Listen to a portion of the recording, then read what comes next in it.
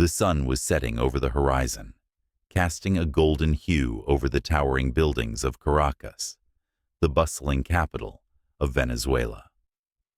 The oppressive summer heat hung in the air, making everything feel stifling and tense. In the quiet corner of the luxurious Veneta Hotel, an important meeting was taking place in a private dining room, where secrets and conspiracies were being discussed under the dim light. Louis de la Custa, a successful middle-aged businessman, sat before a wide map, his eyes shining with enthusiasm and hope. On the table were detailed blueprints of the Boulevard Waterway project, a 200-mile-long waterway that would open up transportation routes through Venezuela's remote interior. This was not just an economic project. It was Louis's grand vision of changing the lives of thousands of people isolated in far-off villages. Sitting across from him was Ken Thurston, a tall, strong-featured man who quietly listened to his old friend. Ken, also known by the codename X, was an undercover agent for the U.S. government, a man who had faced countless dangerous missions around the world. Every time he was called, it was for complex assignments that required intelligence, boldness, and sharp instincts that few could match. "Ken, do you know why I called you here?" Louis asked, his voice heavy with concern. Ken raised an eyebrow, his gaze probing. "I can guess, Louis. It's about the Boulevard Waterway project, right? I've heard about it. A 200-mile waterway opening up transportation routes through the interior." Louis nodded, his eyes resting on the map. "Exactly. This waterway will transform the lives of thousands of people. These isolated villages will be connected to the outside world, giving them access to schools, hospitals, and a better life." Ken shrugged, a slight smile on his lips. "Sounds like a great plan, but I'm guessing not everyone wants to see it succeed." Louis leaned back in his chair, letting out a heavy sigh. "You're right. Since the project began, there have been too many incidents. Machines breaking down, materials disappearing, and just recently, the main dam of the project collapsed for no clear reason. I'm convinced someone is sabotaging our efforts." Ken leaned forward, his eyes narrowing. "Do you have any suspects?" "Kalinda," Louis said, his voice trembling slightly. "I've heard he's an international criminal, a specialist in sabotaging major construction projects. No one knows much about him, but whenever he shows up, chaos follows." Ken leaned back, his eyes reflecting deep thought. "Kalinda. I've heard of him. A dangerous man. If it really is him, we're dealing with more than just ordinary sabotage." Immediately after his conversation with Louis, Ken began to grasp the complexity of the situation. These sabotage incidents were not random accidents. Kalinda wasn't just a saboteur for money. He had clear political motives. He and the people behind him wanted to maintain chaos, delaying development in areas with significant potential, like Venezuela, where stability could bring growth and prosperity, not only to the country, but to the surrounding regions. Ken understood that he was stepping into a fight not just to protect a project, but to safeguard the future of thousands of people. He knew that if Kalinda wasn't stopped, the Boulevard Waterway project would never be completed, and Louis's dream of transforming lives in the remote villages would be lost forever. That night, Ken sat in his small hotel room, surrounded by documents on the Boulevard Waterway project and reports of recent incidents. He carefully studied every detail, from technical reports to information about the political and economic climate of the region. Machines breaking down at the same location, Ken muttered to himself. Materials disappearing mysteriously just before they're needed. All of this looks like calculated sabotage. He knew he couldn't investigate this alone. To access those with direct ties to the underworld, He needed the help of an old acquaintance, Pagan Zeldschmidt. Pagan was an opportunist, but also an expert at gathering information from people no one else wanted to deal with. Ken had worked with Pagan on many previous missions, and although Pagan wasn't always trustworthy, he always knew how to find important leads. Ken decided to meet Pagan that very night. He knew that somewhere in the city, Pagan was likely wandering through shady bars or dark corners where information was traded for a high price. Ken stepped into a small bar, hidden deep in the bustling streets of Caracas. The dim light from old hanging lamps cast eerie shadows across the room. Soft music played from an old radio, but the loud chatter of the patrons made it clear that this was a gathering spot for smugglers and information brokers. In a secluded corner, Ken quickly spotted Pagan Zeldschmidt, the old friend he was looking for. Pagan was a short man with a mischievous smile and eyes that always gleamed with cunning. He was holding a glass of wine, his face filled with smug satisfaction as he saw Ken approaching. "Ken, old friend, it's been too long," Pagan exclaimed, a wide but calculating smile on his face. Ken sat down across from him, not interested in pleasantries. "Pagan, I need information on Kalinda. He's sabotaging a major project here, and I need to know where he is." Pagan shrugged, swirling his glass of wine. "Kalinda, huh?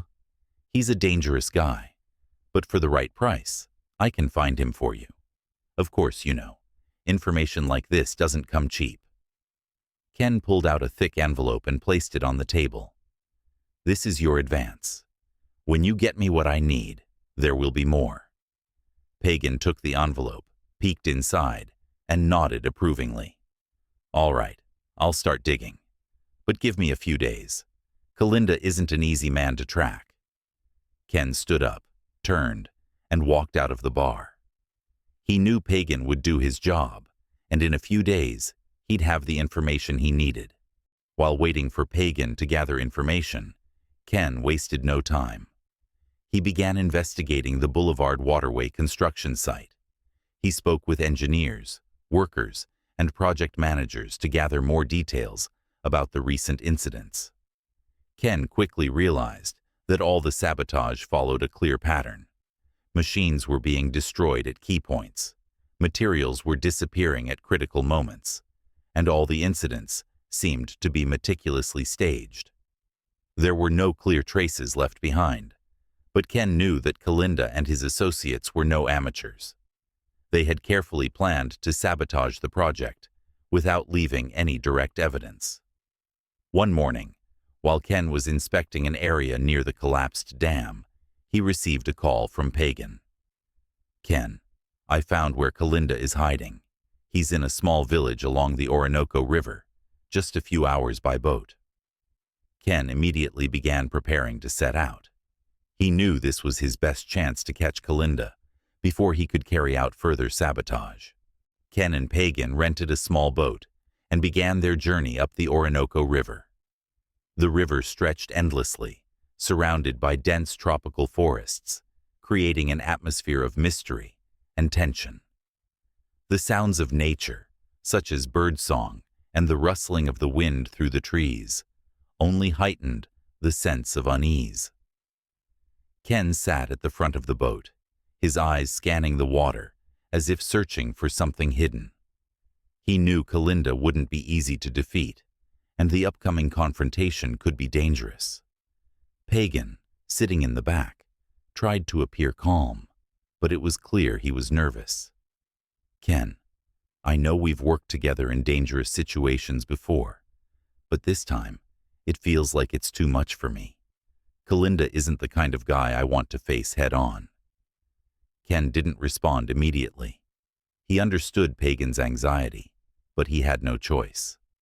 To protect Louis's project and prevent an even greater disaster, he had to confront Kalinda. "We'll get through this together, Pagan. I need your help more than ever," Ken said, his voice full of determination. Pagan sighed, looking out over the river. All right, Ken. I'll do my best to help you, but you have to promise to keep me safe during this. Ken nodded. I promise. We'll see this mission through together. As the boat approached the small village where Kalinda was hiding, Ken and Pagan began to notice signs of their adversary's careful preparation. The area was heavily guarded by armed men, and the house where Kalinda was staying was perched high on a hill, providing a clear view of the surrounding area. Ken and Pagan quietly made their way into the village, moving through narrow alleyways and using the cover of night to avoid detection. Ken remained vigilant, his eyes never leaving the shadows as they crept closer to Kalinda's hideout. Finally, they reached the outskirts of the house. Ken signaled Pagan to stay back and wait. He knew he couldn't storm in recklessly. Confronting Kalinda required careful planning. Ken stepped to the front door, took a deep breath, and pushed it open. Inside stood Kalinda, his back turned to Ken, but it was clear he had been expecting Ken's arrival. "Thurston," Kalinda sneered, his voice dripping with arrogance. "I've been waiting for you." Ken remained calm, his eyes never leaving Kalinda. "This is where it ends, Kalinda. You've caused enough destruction." Kalinda turned slowly, his eyes gleaming with defiance. "Do you really think you can stop me? This is just a small part of my plan. I have allies far more powerful than you can imagine." As Kalinda finished speaking, his men burst through the doors, weapons drawn. Ken knew there was no turning back. He launched into the fight with all the agility and skill he had honed through years of facing danger. The battle was intense. Ken moved swiftly among his opponents, dodging attacks and delivering precise strikes in return. Pagan, though not a skilled fighter, tried his best to assist Ken in any way he could. "Ken, watch out. He's tougher than he looks," Pagan gasped, ducking a swing from one of Kalinda's men. Ken glanced at Pagan with a reassuring look. "Stay focused, Pagan. I've got a plan." The fight raged on, both sides growing weary from the relentless struggle. Punch after punch, Ken fought with everything he had, using his wits and experience to overcome Kalinda's men. Eventually, it came down to just Ken and Kalinda. Kalinda stood tall, weapons still in hand, his eyes cold and calculating. "You really think you can stop me? My plans are far bigger than you realize." Ken didn't flinch. "This is where it ends, Kalinda." With a swift and powerful strike, Ken knocked Kalinda to the ground, finally capturing the man who had caused so much chaos. Kalinda was tied up, unable to escape the justice he deserved. With Kalinda captured, the Boulevard Waterway project resumed without further interference. Louis de la Custa could finally see his dream realized, bringing new life to thousands of people in Venezuela.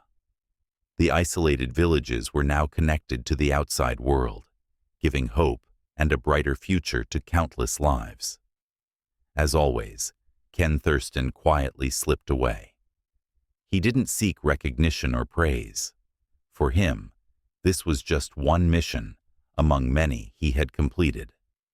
But he knew that wherever there was danger, conspiracy, and sabotage, he would always be ready to step in, because he was the man known as X. Ken returned to his office in Washington, D.C., where new files were already waiting on his desk. There was never a moment of rest for someone like him. Sabotage, plots, and attacks from the shadows were always lurking, ready to strike at any moment.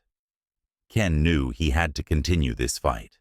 Every mission, every assignment brought new dangers and challenges, but he was always ready.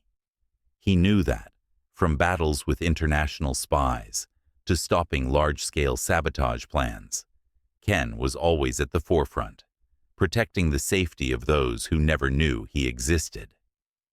One day, as Ken was reviewing new reports, he noticed something unusual in a briefing about a new construction project in South America. This led him to believe his mission was far from over. He picked up the phone and called Lewis to inform him of the new discovery. "Lewis, I just received a report about a new project down south.